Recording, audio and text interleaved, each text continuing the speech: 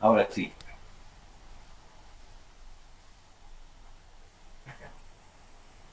Ahora sí, ¿escuchan todos? Sí, doctor. La siguiente, por favor. Bueno, las hernias de pared abdominal son la segunda causa de cirugía general en los adultos. Ustedes deben conocer personas, amigos, familiares que han tenido y han sido operados por una hernia. Las laparotomías ocasionan el 21% de las hernias incisionales. O sea, del 100% de las laparotomías, casi el 20% se hernian. Y a los 10 años, a los 20 años, casi todas van a presentar un proceso de herniación, ya sea grande o pequeño. Las hernias de pared se definen como la protrusión anormal de las vísceras o grasa preperitoneal a través de un defecto congénito o adquirido de la pared. El requisito para que no se produzcan es la integridad de los tejidos. La siguiente.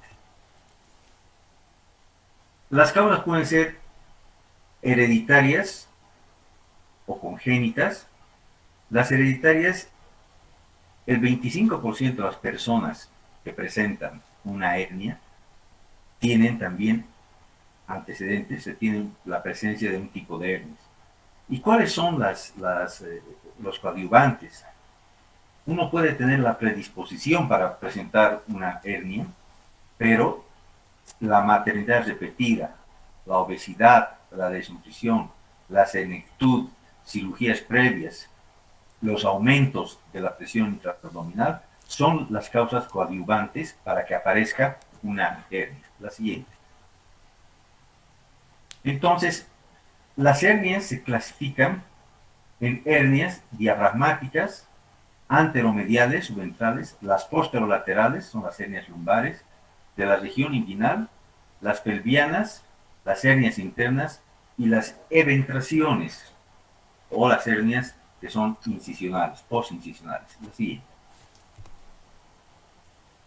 Fíjense en este cuadro cuál es la frecuencia, sin tomar en cuenta la hernia incisional, que es el 18, ya dijimos 18 a 21%, en este estudio es el 18%. Fíjense, casi el 60% son las hernias de la región inguinal, ¿no? Después vienen las epigástricas, las hernias umbilicales, que también son frecuentes, las hernias inguinales bilaterales y la hernia lumbar, que no alcanza al 1%. Pero lo importante de este cuadro es que el 60% son las hernias de la región inguinal. La siguiente. Aquí está la conformación, la anatomía quirúrgica de la pared abdominal. Fíjense que nosotros tenemos una caja torácica que está sostenida por la columna vertebral, pero en la pared, en la parte abdominal, tenemos una serie de músculos que los vamos a ver aquí, una parte anterior y posterior. La siguiente. Y los músculos son los rectos, anteriores, y los lumbares, ¿verdad? Por favor. Y fíjense que son los músculos los que van a formar la pared abdominal y van a formar una cavidad aquí, reforzando la siguiente.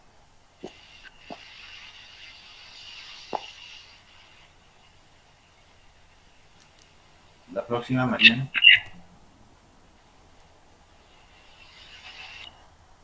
Hemos visto los rectos abdominales, después los transversos del abdomen, que son anterolaterales, la siguiente, y la vaina de los rectos. Fíjense este tejido celular subcutáneo, los rectos, ¿no? Que van a englobar aquí los músculos rectos abdominales, son las vainas, ¿no? Y los músculos laterales, que van a formar toda la pared anterior del abdomen, la siguiente. Después tenemos el diafragma, que es un músculo ancho, plano, tiene una forma de cúpula, fíjense, tiene una forma de cúpula, y va a separar el tórax del abdomen. La función principal del diafragma es la respiración. Es el principal músculo inspiratorio. El diafragma tiene una porción external, tiene una porción costal que se va a adherir, se va a insertar en los cartílagos costales y las costillas adyacentes a los lados. Entonces se va a formar por esto una cúpula, una porción lumbar hacia atrás. Esta porción lumbar se originan las tres vértebras lumbares. Y hay unos pilares de aquí, de las vértebras lumbares, fíjense, aquí salen unos pilares, los pilares diafragmáticos, por donde va a atravesar el esófago, el vago y sus vasos van a atravesar del tórax hasta el abdomen. También hay otros pilares accesorios, ¿no? Estos pilares accesorios que forman un tercer pilar, o como el ligamento arcuato, tiene relación este ligamento con el músculo cuadrado lumbar y el psoas. Tenemos que ver cuáles son los orificios y las estructuras que atraviesan el hiato esofágico, que ya les hemos dicho, que va a atravesar el hiato, el esófago y el diafragma y sus vasos, además del nervio vago. El de la vena cava, el hiato aórtico por donde va a pasar la arteria aorta.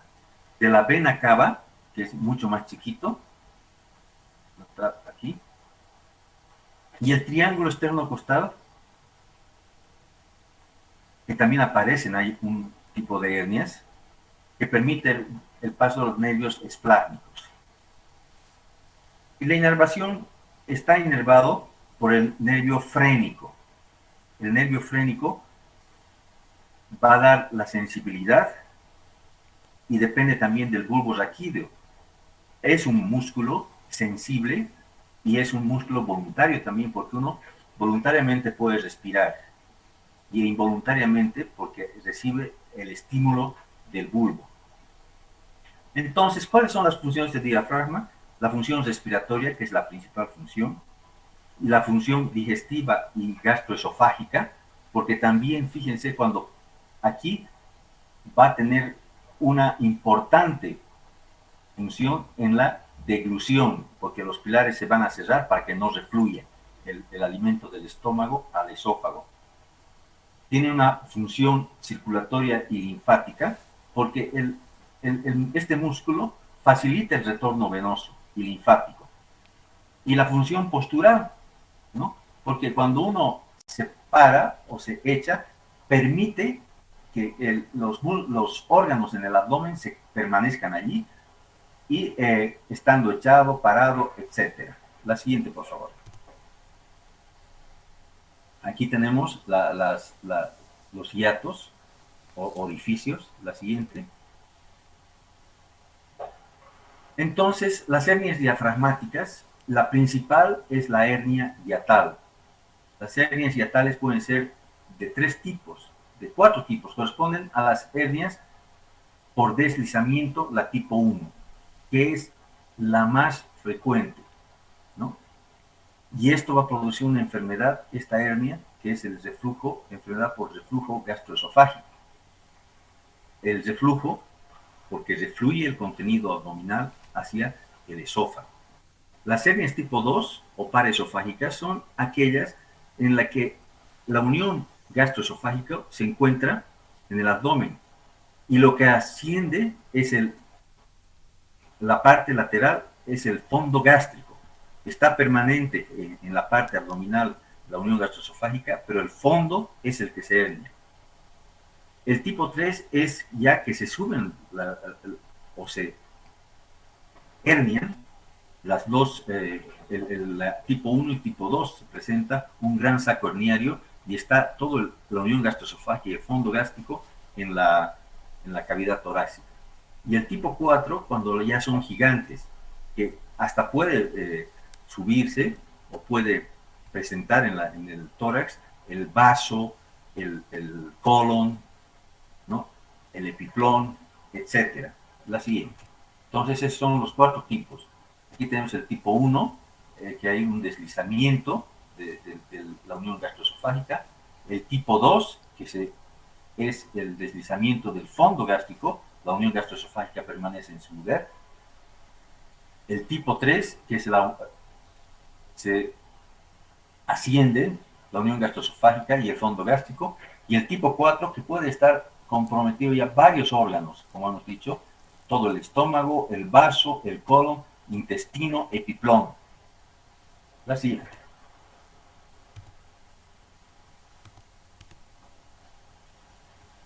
Entonces, cuando hay un agrandamiento, digamos, del hiato esofágico, entonces se produce una incompetencia aquí y se asciende. Esta hernia tipo 1 es la más frecuente y es de resorte quirúrgico. Tiene su saco, ¿no? Y tiene su contenido. Ya hemos dicho que puede ser la hernia el tipo 1, tipo 2, cuando asciende también el fondo gástrico, y tipo 3 cuando asciende toda la unión gastroesofágica más el fondo, y tipo 4 cuando ascienden otros órganos. La siguiente. Esta es la hernia tipo 2. Fíjense, está el estómago, todo el fondo gástrico está herniado y la unión gastroesofágica está prácticamente en su lugar. La siguiente. Esta es la hernia tipo 3, que sube la unión gastroesofágica y el fondo gástrico. Asciende hacia el tórax. La siguiente. Entonces, por supuesto que cuando tenemos este tipo de hernias, vamos a tener una serie de síntomas que son típicos. La pirosis, ¿no? El ardor, la regurgitación. El paciente come y regurgita el alimento. Disfagia, dolor al tragar, o no puede, hay obstrucción, o iodinofagia, dolor al tragar. La siguiente. Y también puede haber otras manifestaciones como dolor torácico, ¿no? El paciente puede tener manifestaciones a nivel del sistema otorrinolaringológico, laringitis, tos, respiratorias, porque como el paciente tiene regurgitación, puede defluir el alimento o el jugo gástrico a la vía respiratoria. Entonces hay manifestaciones como asma, tos, inclusive puede llegar a haber neumonías por aspiración y manifestaciones orales. El paciente tiene la boca amarga, puede haber erosiones a nivel de la faringe, etcétera. Entonces, esas son las manifestaciones. Estas hernias hiatales tienen indicación quirúrgica debido a su gran asociación con la enfermedad por reflujo, como les decía. Y esa es una indicación de cerca del 70% de los pacientes. Y también puede haber indicación quirúrgica por complicaciones del órgano herniado. Hay una serie de problemas. Por ejemplo, se puede torcer el estómago y se puede necrosar. Puede subir el colon adentro y se puede necrosar. La siguiente, por favor. Entonces, esas son las indicaciones quirúrgicas. Y hay unas clasificaciones endoscópicas de las hernias hiatales, la clasificación de Savard y Miller, que se las menciono. Cuando hay tipo grado 1, cuando hay una lesión única, exudativa, ¿no? Y solo a un solo pliegue afecta. Grado 2 es una lesión no circular. Grado 3, una lesión circular ya erosiva, exudativa. Grado 4, lesiones crónicas como úlceras, estenosis, esófago corto, que puede estar asociado también a otro tipo de lesiones. Y el grado 5 ya es cuando presentamos el epitelio de Barrett. El epitelio de Barrett es la invasión.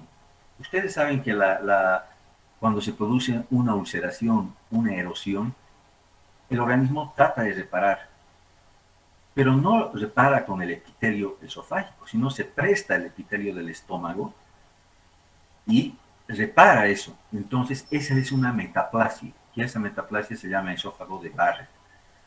La metaplasia, o el epitelio de Barrett, en este caso, se considera como un epitelio precanceroso, porque como no es de su lugar, puede degenerar. Entonces se forma primero una metaplasia, después puede pasar a displasia, y es una displasia de bajo grado cuando no es todavía una lesión maligna, pero cuando ya es de alto grado ya se considera un cáncer. Entonces, esa es una de las indicaciones también de operar una hernia diatada, la siguiente. Otra clasificación es la clasificación de Los Ángeles, que tiene diversos grados, desde las lesiones de la mucosa, que son menos de 5 milímetros, hasta cuando hay muchas lesiones, grado B, C, el grado D, cuando hay que van a ser a más del 75% de la circunferencia. La siguiente. Esas son clasificaciones todavía que van a ver después ustedes. Fíjense, esta es la anterior, por favor. Fíjense la siguiente, esa. Esta es una cirugía laparoscópica de un reflujo gastroesofágico por hernia tal. Fíjense cómo está en los pilares, el hiato está ancho. Y a la derecha está el esófago. El esófago. Entonces, por aquí, como hay una presión negativa en el tórax, puede ascender la unión gastroesofágica por aquí. Una de las operaciones, la principal operación que se hace aquí es la operación de Nice, que cierra los pilares, ¿no? Calibrando. Tiene que haber una calibración para que no produzca una estenosis total del esófago, ¿no? La siguiente. Y se forma un nuevo esfínter haciendo una fundoplicatura. El fondo gástrico lo lleva por la parte posterior hasta la parte anterior y ahí se sutura. Esa es la operación de Nissen, la fundoplicatura de Nissen. Entonces se cierran los pilares y se hace esta plicatura. Y esto va a producir como un nuevo esfínter y va a evitar que se produzca un reflujo. La siguiente. Aquí se está cerrando, ¿no? Se está haciendo la maniobra del zapatero. Miren, está tomando el fondo gástrico y se está realizando la maniobra.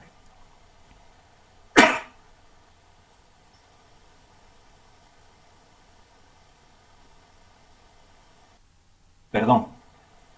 Entonces se desliza por detrás del esófago el fondo gástrico y esa es la maniobra de zapatero. La siguiente. Entonces aquí se está cerrando, está haciendo la fundoplicatura y aquí se está terminando. La siguiente. Y también vean el control endoscópico. Aquí está el nuevo esfínter, ¿no? Endoscópicamente esto se ve abierto, pero ya aquí tenemos el nuevo esfínter que va a ser el esfínter, el nuevo esfínter de la unión gastroesofágica, va a impedir que los alimentos, la bilis, el jugo gástrico refluya y queme el esófago. Así. Los otros tipos de hernias diafragmáticas, tenemos la hernia de Bogdalet. La descripción original es el orificio entre la crura y la duodécima costilla. Es rarísima, ¿no? 1 por 1800 a 1 hasta 5000. Yo he debido ver en mi vida uno. Coexisten con otras anomalías. En niños tiene altísima mortalidad, sobre todo si son bilaterales. Y en adultos es poco frecuente. La siguiente. Esta es una hernia de Bogdalet. Fíjense que aquí ha ascendido una asa intestinal. Está ocupando el tórax. El paciente no puede respirar porque está tiene una disnea porque está ocupada el mitórax, la siguiente. No hay el ángulo costofrénico izquierdo, ha desaparecido, y el pulmón está colapsado porque está aquí arriba, está ocupado totalmente por un asa intestinal, por el estómago, etcétera. La siguiente. Y después de la operación ya hay una resolución, ya está casi todo normal, ¿no? Aquí hay un poquito en el ángulo diafragmático hay un poquito de volamiento, pero eso no es grave. Fíjense cómo se ha curado. La siguiente.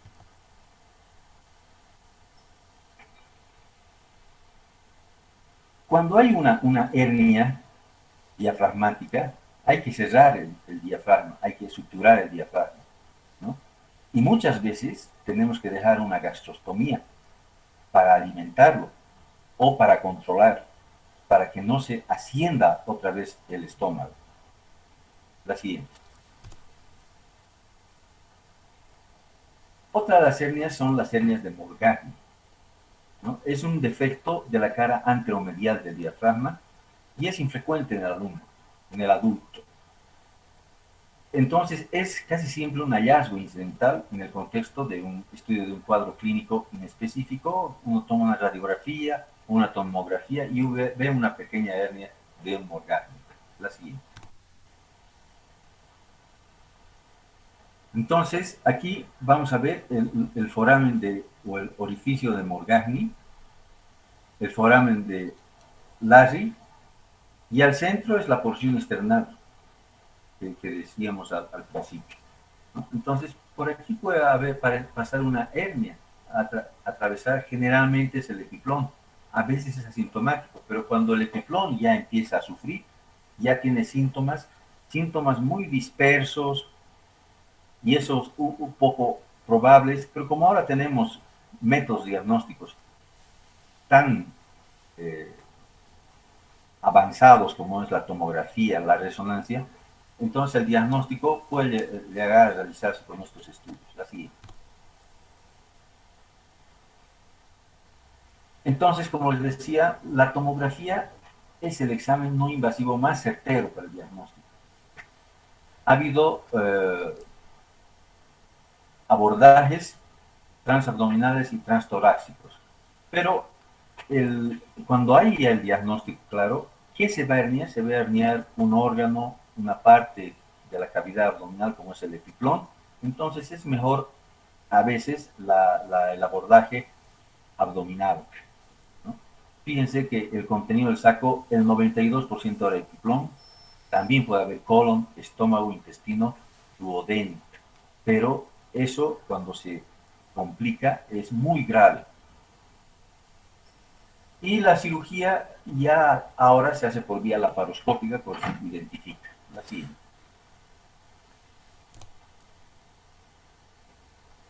Aquí tenemos una hernia de Morgagni. Se le ha dado contraste al paciente y fíjense, se ha identificado la hernia en una radiografía. La siguiente.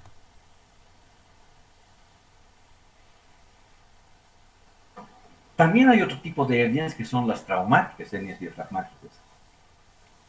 El trauma de diafragma ha sido ya en accidentes, pero en 1579 ya Ambrosi Paré ya describió este tipo de hernia.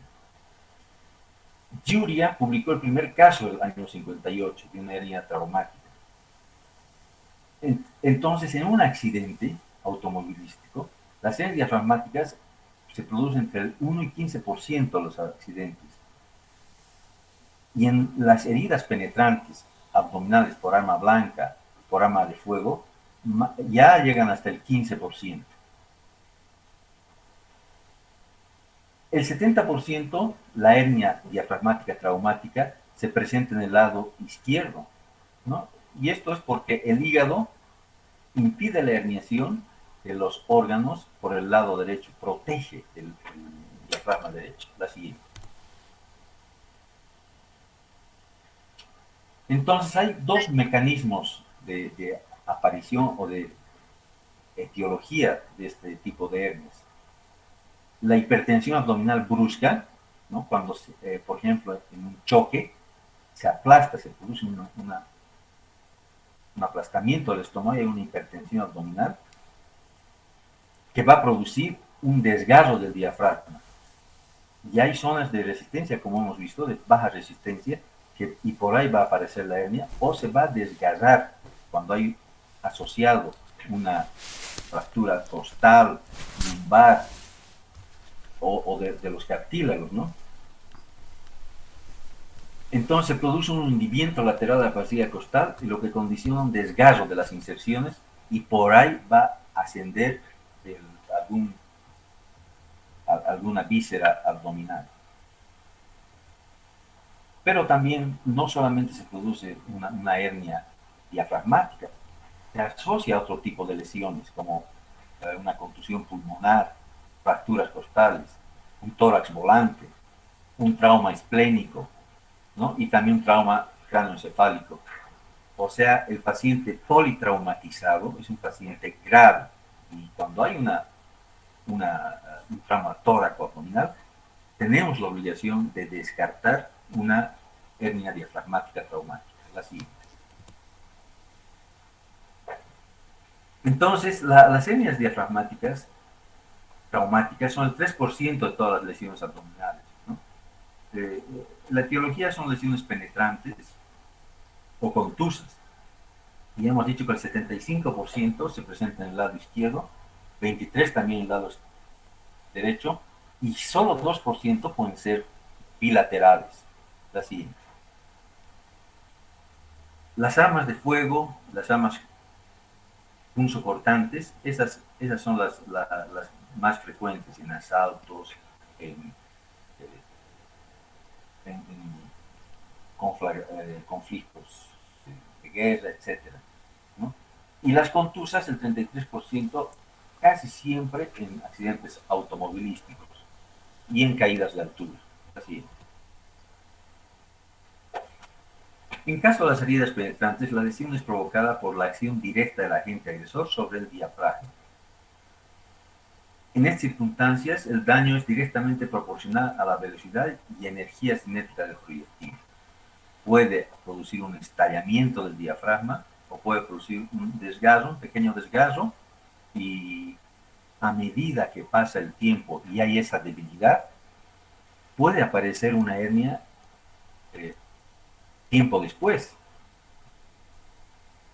Yo tengo un caso de un paciente que fue asaltado cuando tenía 18 años y estando él estudiando a los 24, 25 años, presentó un dolor abdominal intenso, diagnosticaron todo tipo de cólico renal, obstrucción intestinal, apendicitis, y al final de cuentas lo operaron y se descubrió que se había herniado y se había ascendido un pedazo del intestino delgado. Entonces, el paciente fue operado y ese fue un hallazgo. Tenía todo tipo de diagnósticos, pero la laparotomía fue también diagnóstica y también terapéutica. La siguiente.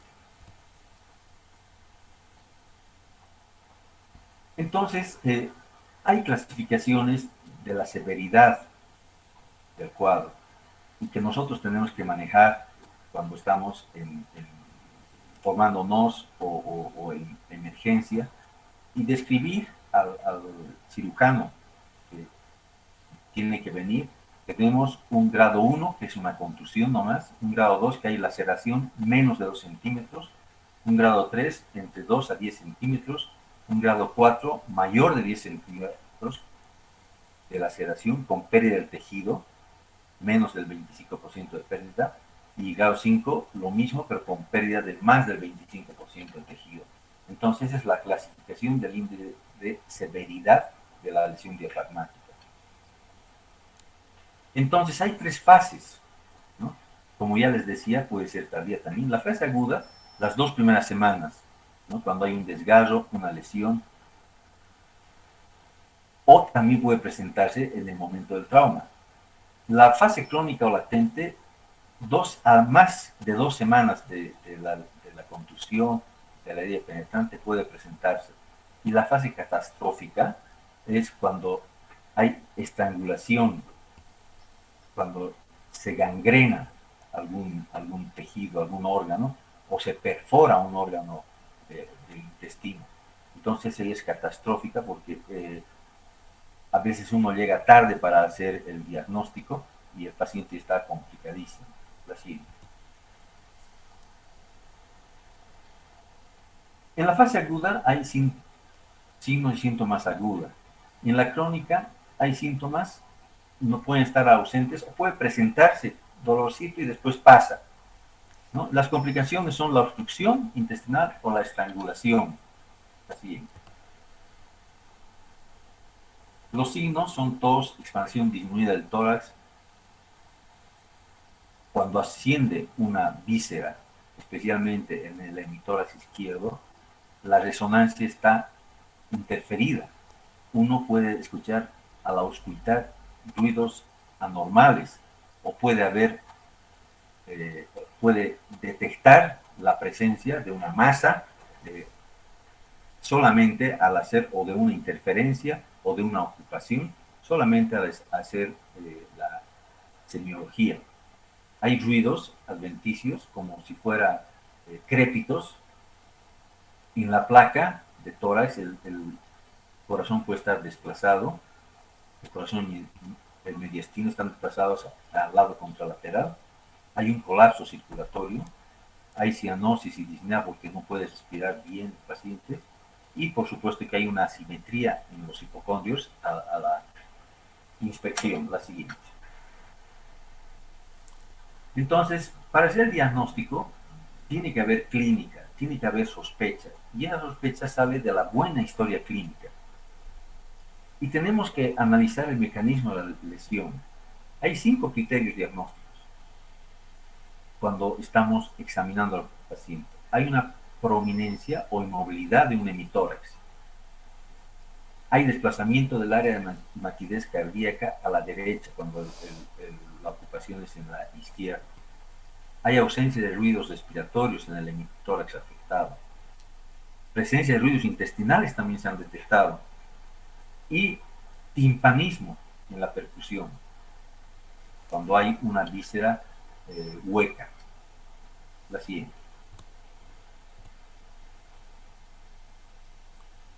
Fíjense, en esta placa casi no se ve, pero en la parte lateral, aquí hay una víscera con aire que se ha herniado.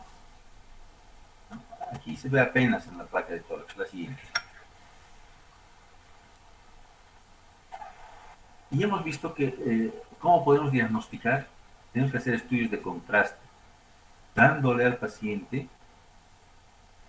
para producir bario, ¿no? Y sacar una serie gastrointestinal o un enema de bario. Y ahí se va a detectar, vamos a contrastar el sistema gastrointestinal, ya sea el estómago, el intestino delgado o con el enema el colon, y se va a ver el intestino contrastado ya en la parte, en el hemitórax. También una ecografía puede detectar. Y hemos dicho que la tomografía y la resonancia magnética son los más sensibles. La siguiente, por favor.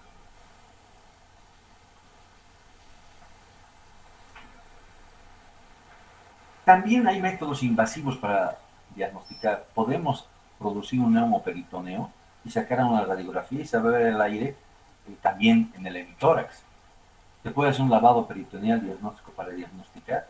Se hace una punción al abdomen, se introduce el líquido, se aspira el líquido y se puede ver si hay residuos alimenticios, si hay alguna contaminación. También puede ser la laparoscopía como un método invasivo o la toracoscopía para diagnosticar la lesión diafragmática. Y esta centellografía que ya no se utiliza, la siguiente.